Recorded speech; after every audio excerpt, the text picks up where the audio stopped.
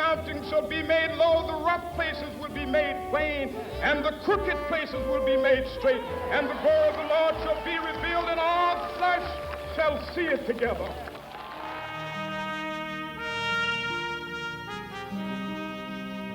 We have not even to risk the adventure alone, for the heroes of all time have gone before us.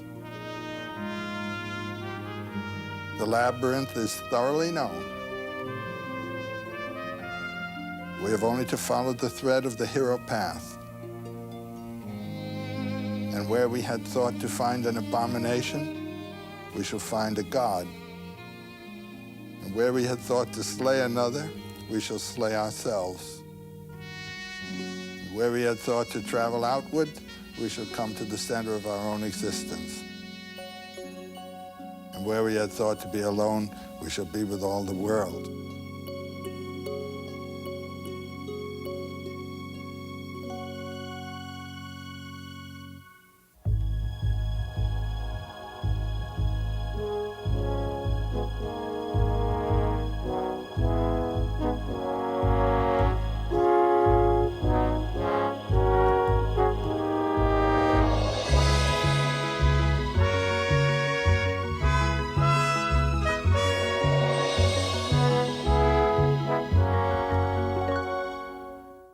Joseph Campbell on the hero's adventure. He was the teacher everyone would like to have. He was the archetype, to use one of his favorite words, the original, the ideal. One of his students at Sarah Lawrence College, where Campbell taught for almost 40 years, described him as a beaming flashlight into the darkness. The director George Lucas said of Campbell, "If it hadn't been for him, it's possible I would still be trying to write Star Wars." When I met him late in his life, college students across the country had been reading Campbell's influential book, The Hero with 1,000 Faces, for years. Scholars pored over his 4-volume study of mythology, The Masks of God. Now he was working on a monumental historical atlas of world mythology. Yet beyond the classroom and lecture halls, only a relative handful of people had ever seen Joseph Campbell in person or heard him speak. That changed with our series. As the broadcast played out over 6 consecutive weeks, the accumulating insight and wisdom had an enormous, unexpected impact. Thousands of letters poured into public television stations around the country. One that I received soon after the first broadcast from a woman in Kew Gardens, New York, summed up the collective reaction. She said, "I will never be the same." The series has been repeated over the years, and people continue to stop me in public to say simply, "Joseph Campbell changed my life." I say to all of them, yes, he was a great teacher. But exactly how and why he touched so many different lives, I can't say. But I can say this. At a time when millions of people were yearning for a way of talking about religious experience without regard to a rigid belief system, Campbell gave them the language for it. He said myths were clues to our spiritual nature, and they could help guide us to a sacred place within where we might unlock the creative power of our deeper, unconscious self. And then there was the brilliant clarity he brought to the great and enduring theme of mythology across the ages, the hero's adventure. He tracked that theme in the symbols, stories, and rituals that keep appearing in different cultures, coming alive in literature, art, and religion, and today in movies, comic books, and yes, video games. Campbell believed the most heroic of all acts is the courage to discover who you are and what you would like to be, to slay the savage dragon of the ego, and to follow your bliss to the truth of your life. We taped these conversations at George Lucas's Skywalker Ranch in California over the last 2 summers of Campbell's life. Naturally, we began with his favorite subject, the hero with 1,000 faces. Why the hero with 1,000 faces? Well, because there is a certain typical hero sequence of actions, which can be detected in stories from all over the world and from many, many periods of history. And I think it's essentially, you might say, the one deed done by many, many different people. Why are there so many stories of the hero or of heroes in mythology? Well, because that's what's worth writing about. I mean, even in popular novel writing, you see, the main character is a hero or a heroine. That is to say, someone who has found or achieved or done something beyond the normal range of achievement and experience. A hero properly is someone who has given his life to something bigger than himself or other than himself. So in all of these cultures, whatever the costume the hero might be wearing, what is the deed? Well, there are two types of deed. One is the physical deed, the hero who has performed a war act or a physical act of heroism, saving a life, that's a hero act. Giving himself, sacrificing himself to another. And the other kind is the spiritual hero who has learned or found a mode of experiencing the supernormal range of human spiritual life, and then come back and communicated it. It's a cycle. It's a going and a return that the hero cycle represents. But then this can be seen also in the simple initiation ritual, where a child has to give up his childhood and become an adult, has to die, you might say, to its infantile personality and psyche, and come back as a self-responsible adult.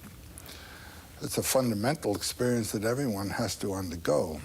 We're in our childhood for at least 14 years, and then to get out of that posture of dependency, psychological dependency, into one of psychological self-responsibility requires a death and resurrection. And that is the basic motif of the hero journey.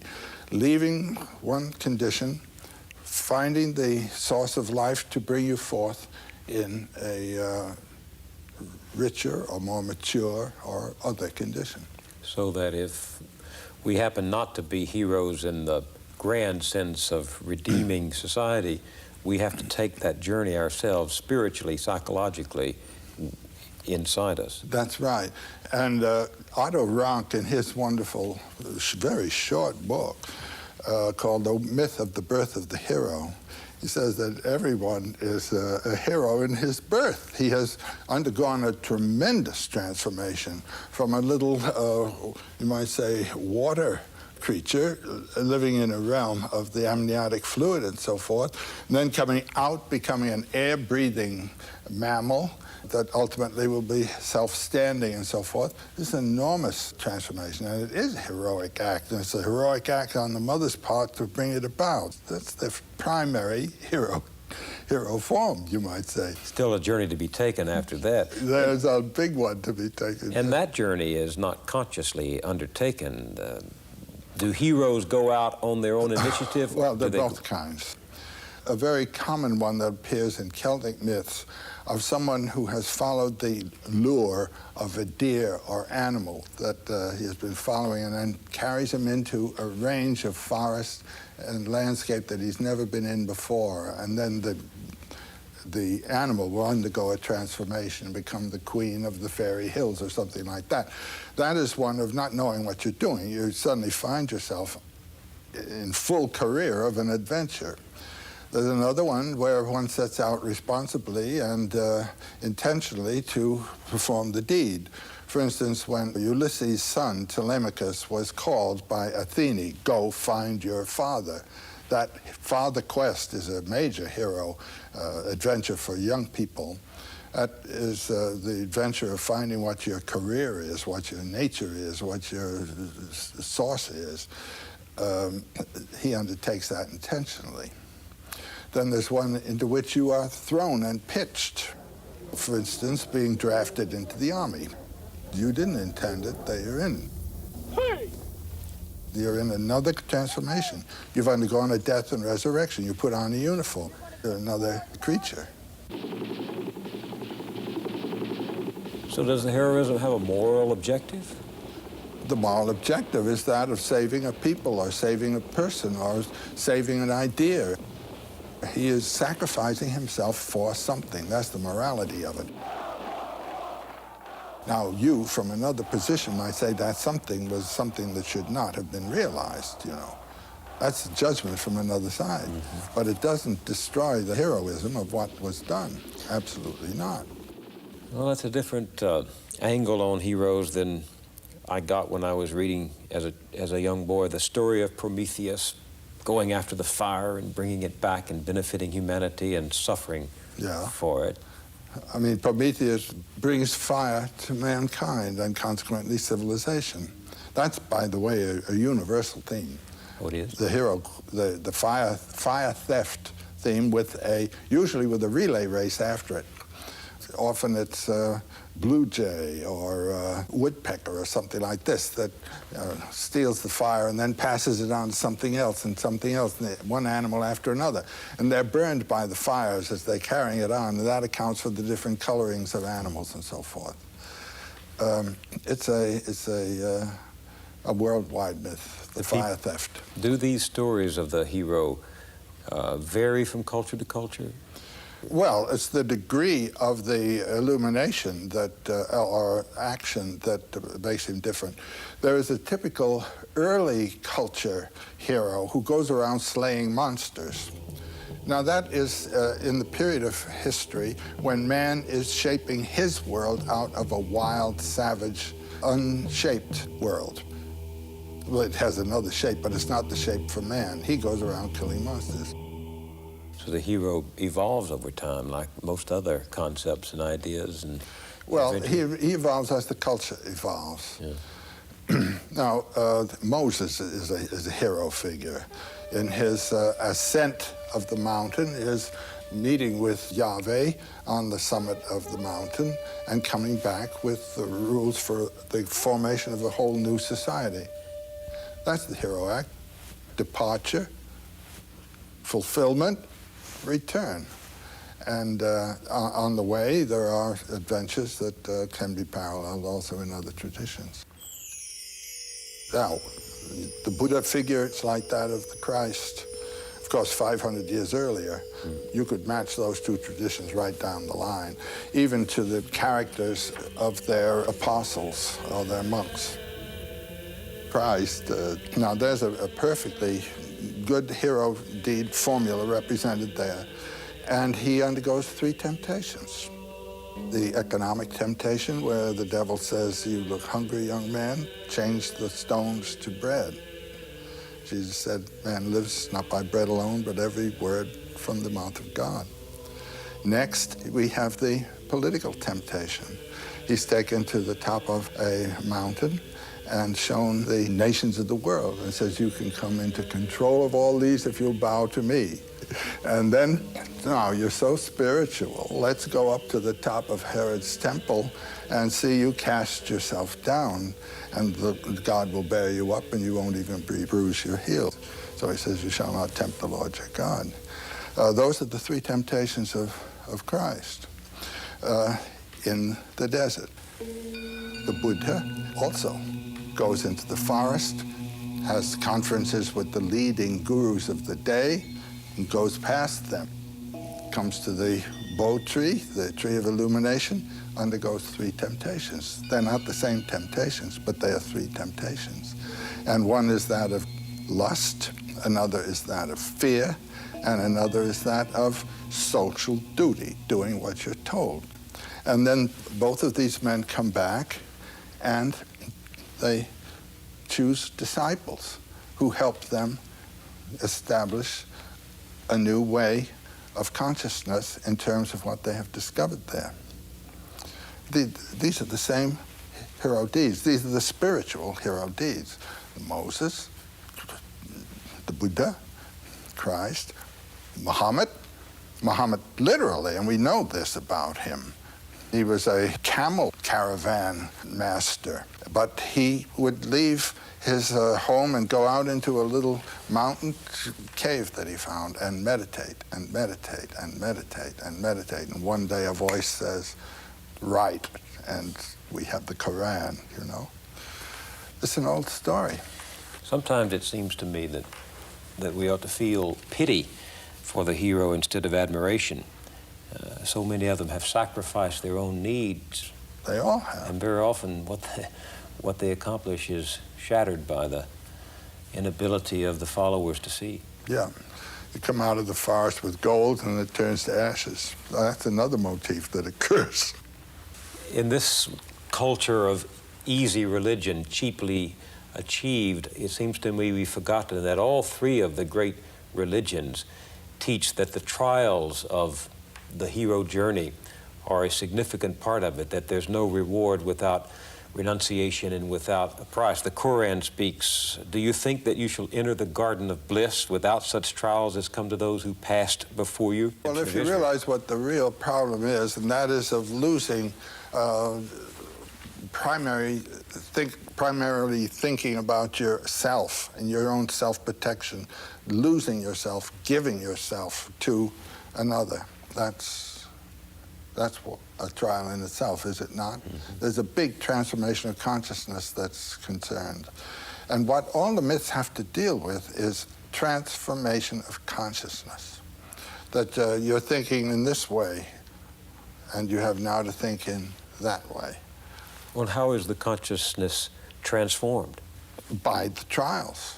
The test that the hero Tests undergoes. or certain illuminating revelations. Trials and revelations are what it's all about. Well, who in society today is making any heroic myth at all for us? Do movies do this? Do movies create hero myths? I don't know. Now, my experience of movies, I mean, the significant experience I had of movies was when I was a boy, and they were all really movies. They weren't talkies, they were black and white movies. And I had a hero figure who meant something to me, and he served as a kind of model for myself in my physical character, and that was Douglas Fairbanks. I wanted to be a synthesis of Douglas Fairbanks and Leonardo da Vinci. That was my idea. But those were models, were roles that came to me.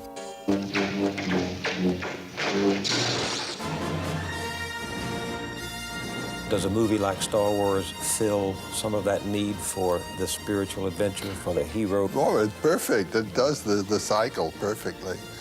It's not simple morality play. It has to do with the powers of life and their inflection through the action of man. One of the wonderful things I think about this adventure into space is that the narrator, the artist, the one thinking up the story, is in a field that is not covered by our own knowledges, you know. There was much of the adventure in the old stories is where they go into regions that no one's been in before. Well, we've now conquered the planet, so there are no empty spaces for the imagination to go forth and fight its own war, you know, with powers. And that was the first thing I felt there. There's a whole new realm for the imagination to open out and live its forms.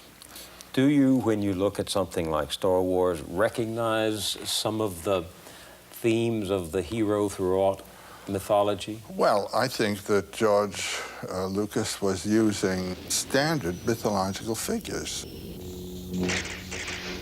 The old man as the advisor. Well, specifically, what he made me think of is the Japanese sword master. Remember, a Jedi can feel the Force flowing through him. I've known some of those people, and this man has a bit their character. Well, there's something mythological, too, isn't there, in the sense that the hero is helped by this stranger who shows up and gives him some instrument, a sword or a sheaf of light, shaft of light. Yeah, but he gives him not only a physical instrument, but a psychological commitment and a psychological center. This time, let go your conscious self and act on instinct. Well, he had him exercising with that strange weapon and then pulled the mask over. That's real Japanese stuff. I'll take them myself. When I took our two sons to see it, they did the same thing the audience did at that moment when the voice of Ben Kenobi says to Luke Skywalker in the climactic moment, Use the Force, Luke. Let go, Luke. the audience broke out into They did. elation, into applause. Well, you see, this thing communicates. It is in a language that is talking to young people today, and that's marvelous.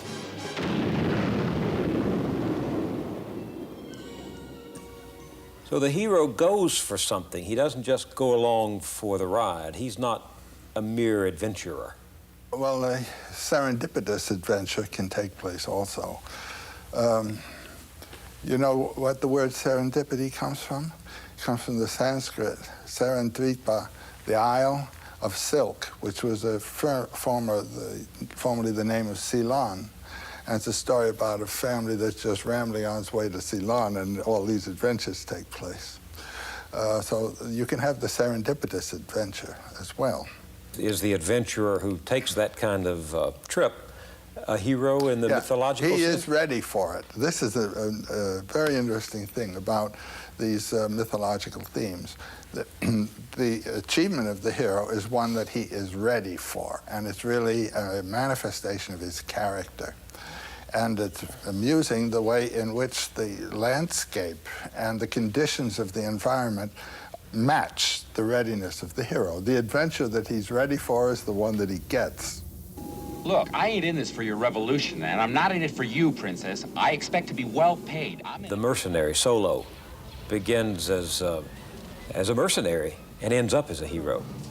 He was a very practical guy, a materialist in his character, at least as he thought of himself, but he was a compassionate human being at the same time and didn't know it.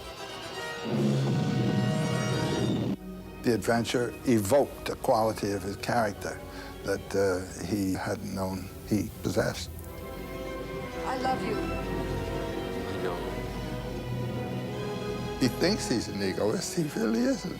And that's a very lovable kind of human being, I think, and there are lots of them functioning beautifully in the world.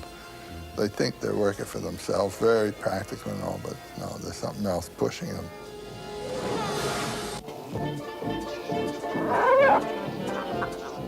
What did you think about the scene in the bar? That's my favorite, not only in this piece, but of many, many pieces I've ever seen. Well, where you are is on the edge. You're about to embark into the outlying spaces.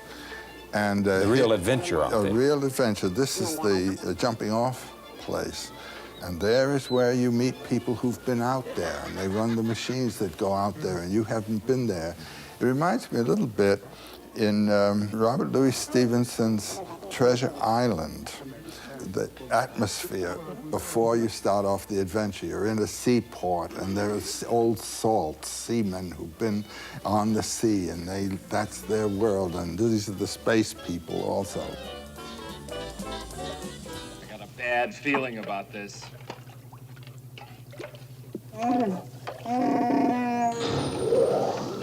The walls are Don't just stand there, try and brace it with something. But my favorite scene was when they were in the garbage compactor and the walls were closing in, and I thought, that's like the belly of the whale that Joe That's Campbell... what it is. Yeah, that's where they were. They were down in the belly of the whale. What's the mythological significance of the belly? It's the descent into the dark.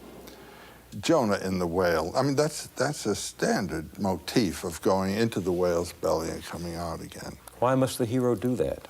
The whale represents the personification, you might say, of all that is in the unconscious. In reading these things psychologically, water is the unconscious. The creature in the water would be the dynamism of the unconscious, which is dangerous and powerful and has to be controlled by consciousness. The first stage in the hero adventure, when he starts off on adventure, is leaving the realm of light, which he controls and knows about, and moving toward the threshold. And it's at the threshold that the monster of the abyss comes to meet him. And then there are 2 or 3 results. One, the hero is cut to pieces and descends into the abyss in fragments to be resurrected, or he may kill the dragon power, as Siegfried does when he kills the dragon. But then he tastes the dragon blood. That's say he has to assimilate that power. And when Siegfried has killed the dragon and tasted the blood, he hears the song of nature. He has transcended his humanity, you know, and associated himself with the powers of nature, which are the powers of our life, from which our mind removes us. You see, this thing up here, this consciousness thinks it's running the shop. It's a secondary organ. It's a secondary organ of a total human being, and it must not put itself in control.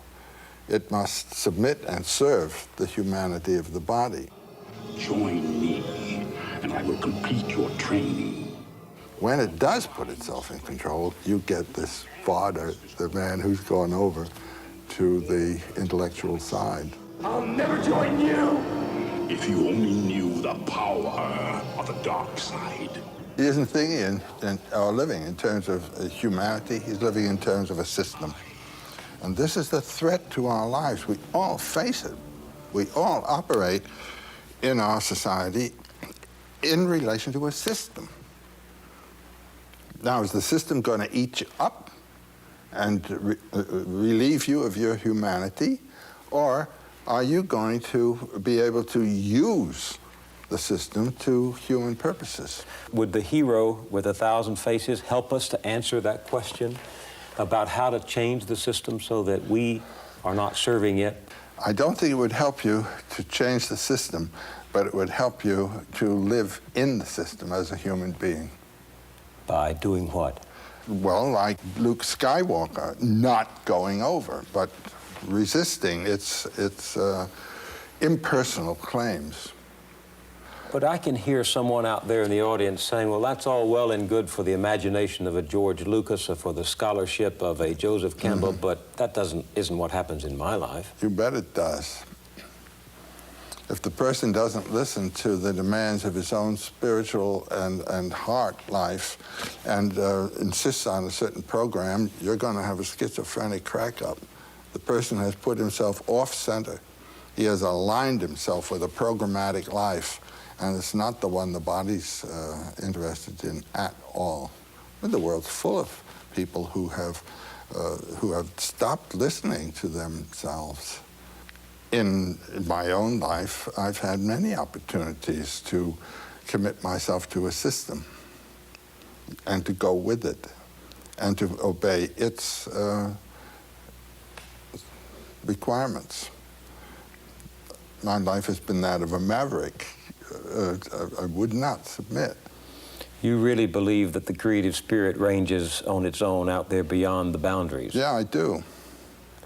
Something of the hero in that. I don't mean to suggest that you see yourself as a hero. No, I don't, but I see myself as a maverick. So perhaps the hero lurks in each one of us when we don't know it. Well, yes. I mean, our life evokes our character, and you find out more about yourself as you go on. And it's very nice to be able to put yourself in situations that will evoke your higher nature rather than your lower. Give me an example. I can give you a story. I'm dealing with an Iroquois story right now. There's a motif that comes in American Indian stories very often, what I call the refusal of suitors. A girl with her mother lived in a wigwam on the edge of the village. She was a very handsome girl, but extremely proud, and would not accept any of the boys. They proposed to her through the mother, and the mother was terribly annoyed with her. Well, one day, they're out collecting wood, and they have gone a long way from the village. And while they are collecting the wood, a terrific darkness comes over them. Now, this wasn't the darkness of night descending. When you have a darkness like that, there's some magician at work somewhere. So the mother says, well, let's gather some bark and make a little wigwam, a bark wigwam for ourselves, and collect wood for a fire, and we'd just spend the night here. So they do that, and the mother falls asleep. And the girl looks, and there's this magnificent guy standing there with a wampum sash, glorious, and feathers, and all this kind of black feathers. He says, I've come to marry you, and I'll await your reply. She accepts the guy, and the mother accepts the man. And he gives the mother the wampum belt to prove that he's serious about all this. So he goes away with the girl. She has acquiesced. Mere human beings weren't good enough for her, but here's something that really, so she's in another domain. Now the adventure is marvelous. She goes with him to his village, and they enter his lodge. The people in there greet her, and she feels very comfortable about it and all. And then the next day, he says, I'm going off to hunt. So he leaves the lodge, and the door is closed with a flap. There's a flap. When he closes the flap, she hears a strange sound. So there's the whole day, and she's just in the hut. And as evening comes, she hears that strange sound again. And the door flap is flung off, and in comes this prodigious serpent with his tongue darting, and he puts his head in her lap and says, now you must search my head for lice and things like that. And she finds all kinds of horrible things there and kills them all. And then he withdraws, and in a moment, after the gate door has been closed, it opens again, and in he comes, the same beautiful young man again, and said, were you afraid of me when I came in just now? No, she said, she wasn't at all afraid. Next day, he goes off to hunt. And then she leaves the lodge to gather wood. And the first thing she sees is an enormous serpent basking on the rocks. And then another, and then another. Then she begins to feel very badly, very homesick and discouraged. Then the evening, the serpent, and then the man again. The third day, when he leaves, she decides she's going to try to get out of this place. So she goes out, and she's standing in the woods thinking, and a voice speaks to her, and she turns, and there's a little old man there. And he says, darling, you are in trouble. The man that you've married is one of 7 brothers. They are great magicians. And like many people of this kind, their hearts are not in their bodies. There's a collection of 7 hearts in a bag that is hidden under the bed of the eldest to whom you are married. You must go get that, and then we'll deal with the next part of the adventure. She goes in and finds the bag of hearts and is running out, and a voice calls after her, stop, stop. It's the voice of the magician. And she continues to run. He says, you may think you can get away from me, but you never can. And just at that point, she hears the voice of the old man. He says, I'll help you, dear. And he's pulling her out of the water. She didn't even know that she was in water. What does that say to you? That's to say you have moved out of the hard land, the solid earth, and are in the field of the unconscious. And she had pulled herself into the transcendent realm and got caught in the negative powers of the abyss, and she's being rescued now by the upper powers. What you have done has been to elevate yourself out of the local field and put yourself in a field of higher power, higher danger, and are you going to be able to handle it? If you are not eligible for this place into which you put yourself, it's going to be a demon marriage. It's going to be a real mess. If you are eligible, it can be a glory that will give you a life that is yours in your own way. So these stories of mythology are simply trying to express a truth that can't be grasped any other way. It's the edge, the interface between what can be known and what is never to be discovered, because it is a mystery transcendent of all human research. The source of life. What is it? No one knows. Why are stories important for getting at that? Well, I think it's important to live life with a knowledge of its mystery and of your own mystery. And it gives life a new zest, a new balance, a new harmony to do this. I mean, therapy and psychological therapy, when people find out what it is that's ticking in them, they get straightened out. And what is it that life is? I find thinking in mythological terms has helped people visibly. You can see it happen. How? What does it do? It erases anxieties. It puts them in accord with the inevitables of their life, and they can see the positive values of what are the negative aspects of what is positive. It's whether you're going to say no to the serpent or yes to the serpent. As easy as that. No to the adventure? Yeah, the adventure of being alive, of living. When I was growing up, tales of King Arthur, tales of the medieval knights, tales of the dragon slayers were very strong in my world. Dragons represent greed, really. The European dragon guards things in his cave, and what he guards are heaps of gold and virgins. And he can't make use of either of them, but he just guards. There's no vitality of experience, either of the value of the gold or of the female whom he's guarding there. Psychologically, the dragon is one's own binding of oneself to one's ego, and you're captured in your own dragon cage. And the problem of the psychiatrist is to break that dragon, open him up, so that you can have a larger field of relationships.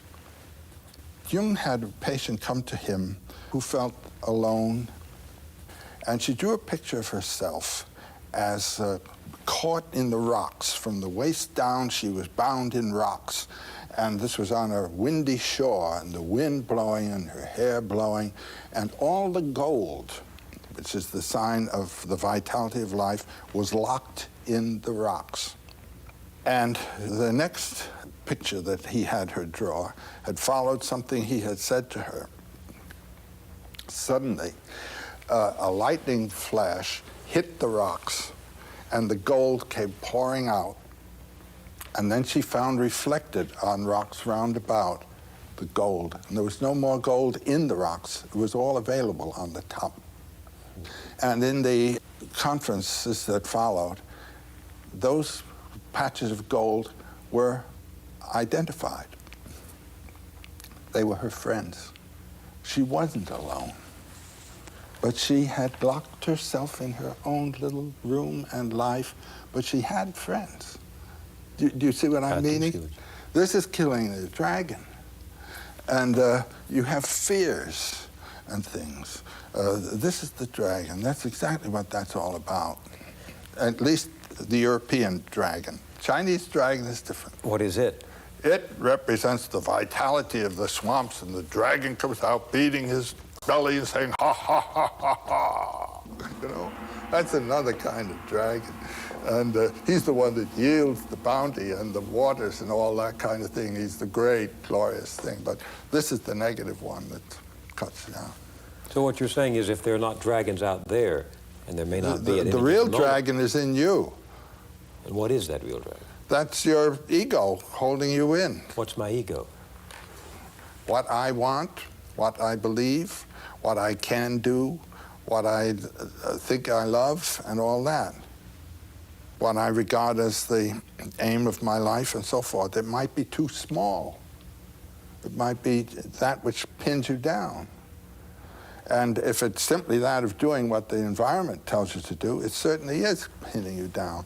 And so the environment is your dragon as it reflects within yourself. How do I slay? How do you? Slay that dragon in me. What's the journey I have to make, you have to make, each of us has to make? You talk about something called the soul's high adventure. My general formula for my students is follow your bliss. I mean, find where it is and don't be afraid to follow it. Can my bliss be my life's love or my it life's will be work? your Is life. it my work or my life? Well, if the work that you're doing is the work that you chose to do because you are enjoying it, that's it. But if you think, oh, gee, I couldn't do that, you know, that's your dragon that's locking you in. Oh, no, I couldn't be a writer. Oh, no, I couldn't do what so-and-so is doing. Unlike the classical heroes, we're not going on our journey to save the world, but to save ourselves. And in doing that, you save the world. I mean, you do. The influence of a vital person vitalizes. There's no doubt about it. The world is a wasteland.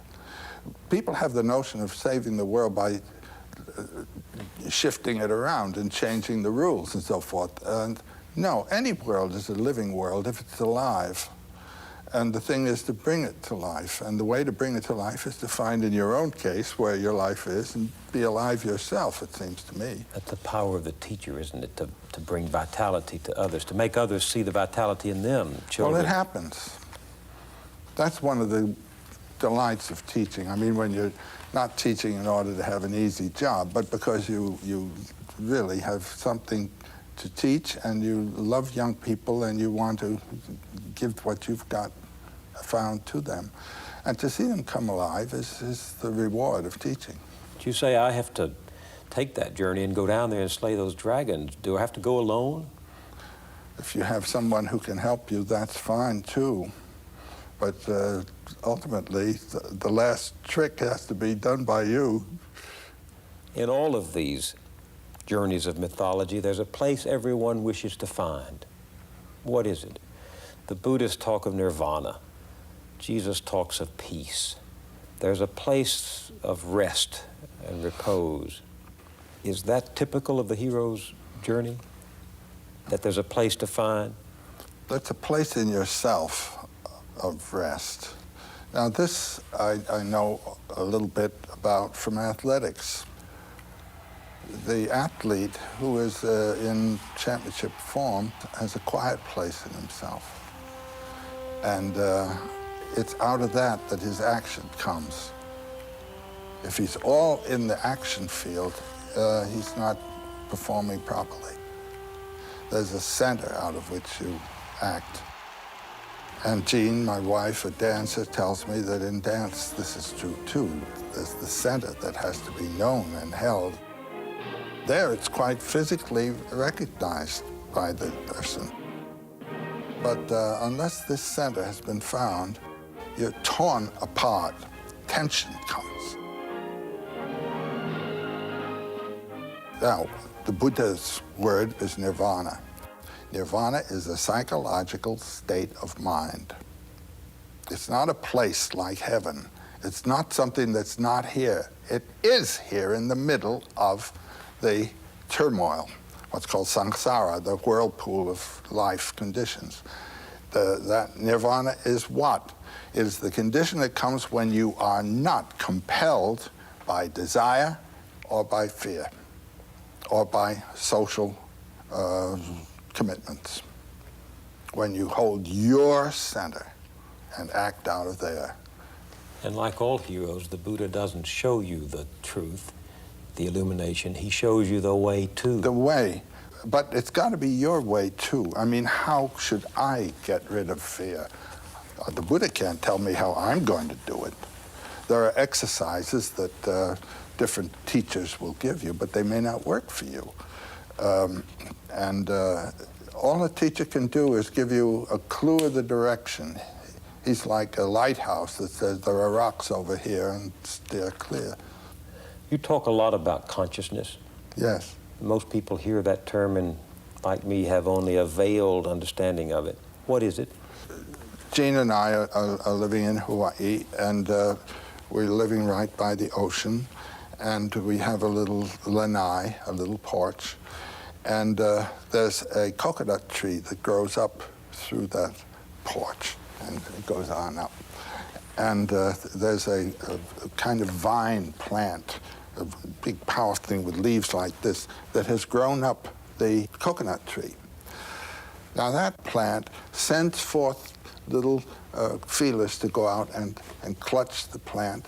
And it knows where the plant is and what to do, and where the tree is. And it grows up like this, and it opens a leaf, and that leaf immediately turns to where the sun is. Now, you can't tell me that leaf doesn't know where the sun is going to be. All of the leaves go just like that, what's called heliotropism, turning toward where the sun is. That's a form of consciousness. There is a plant consciousness. There is a animal consciousness. And we share all of these things. You eat certain foods, and the bile knows whether there's something there for it to go to work on. I mean, this whole thing is consciousness. I begin to feel more and more that the whole world is conscious.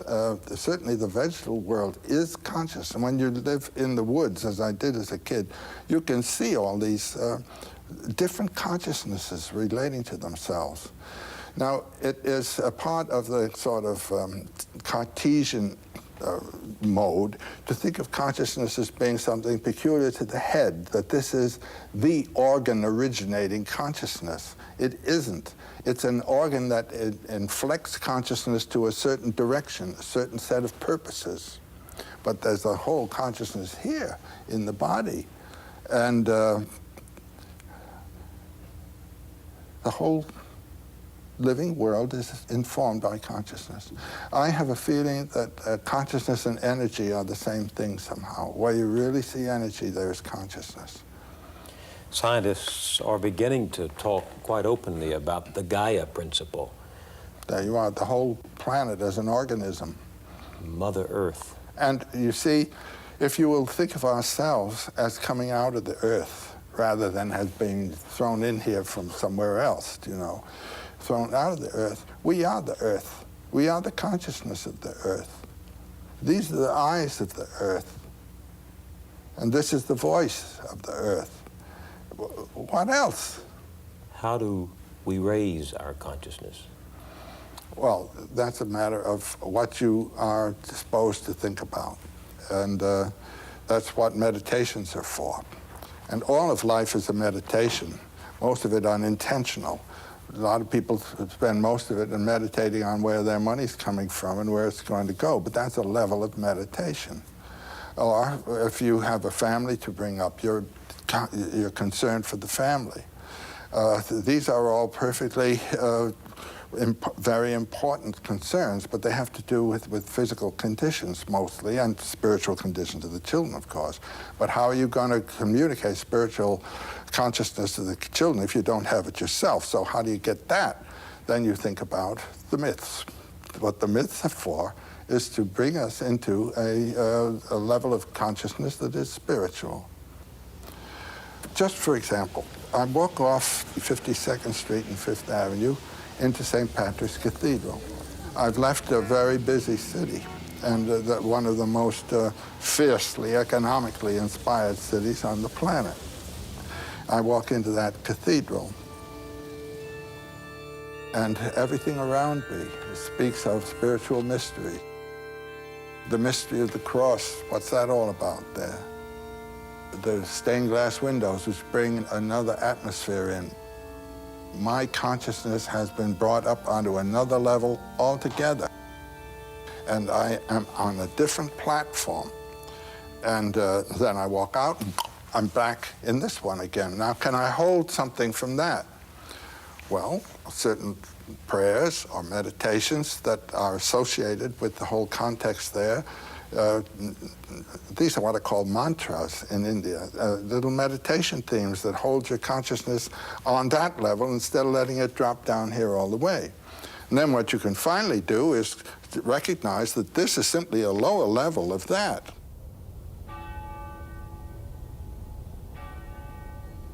The cathedral at Chartres, which you love so much, also expresses a relationship of the human to the cosmos, doesn't it?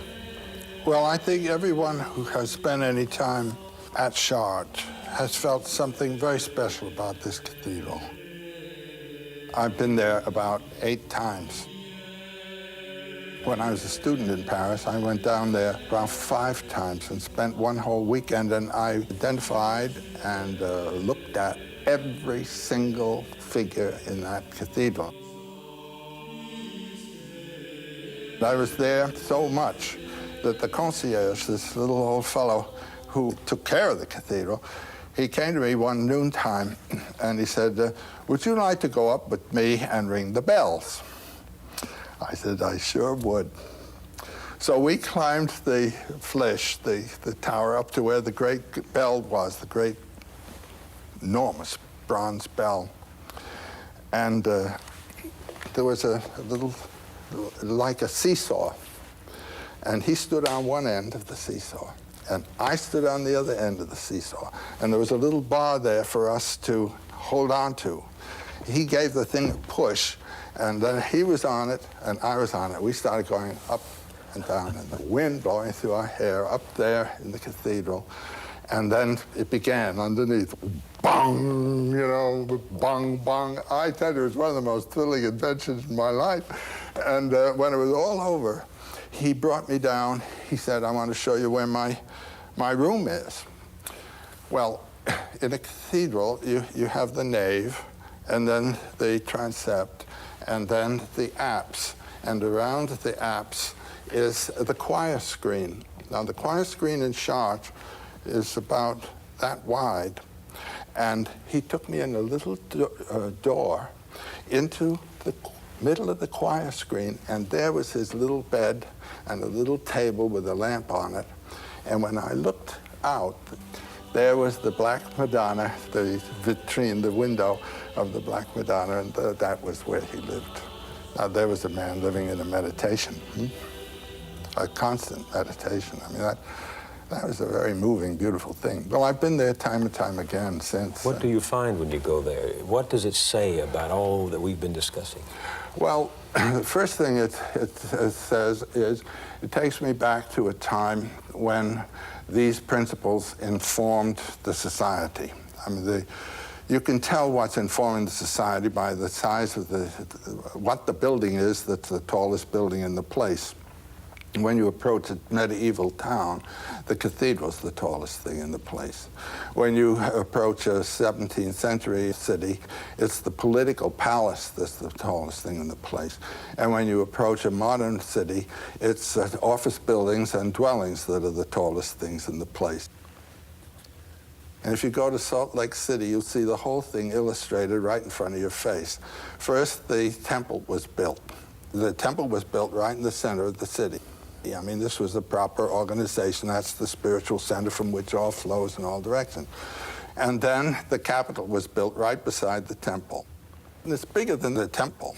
And now the biggest thing is the office building that takes care of the affairs of both the temple and the political building. That's the history of Western civilization, from the Gothic through the princely periods of the 16th, 17th, 18th centuries to this economic world that we're in now. In New York now, the debate is over who can build the tallest building, not to praise, but to build the tallest building. Yeah, and they are magnificent. I mean, some of the things that are going up in New York now really are, and this is a kind of architectural triumph. And what it is the statement of the city. We are a financial power center, and look what we can do. It's a kind of virtuosic, acrobatic stunt. Will new myths come from there? Well, something might. You can't predict what a myth is going to be any more than you can predict what you're going to dream tonight. Myths and dreams come from the same place. They come from realizations of some kind that have then to find expression in symbolic form. And the only myth that's going to be worth thinking about in the immediate future is one that's talking about the planet, not this city, not these people, but the planet and everybody on it. That's my main thought for what the future myth is going to be. And what it will have to deal with will be exactly what all myths have dealt with. The maturation of the individual, the gradual, the pedagogical way to follow from dependency through adulthood to maturity and then to the exit, and how to do it. And then how to relate to this society, and how to relate this society to the world of nature and the cosmos. That's what the myths have all talked about. That's what this one's got to talk about. But the society that it's got to talk about is the society of the planet. And until that gets going, you don't have anything. There's that wonderful photograph you have of the Earth seen from space. And it's very small, and at the same time, it's very grand. You don't see any divisions there of nations or states or anything of the kind. This might be the symbol, really, for the new mythology to come. That is the country that we are going to be celebrating. And those are the people that we are one with.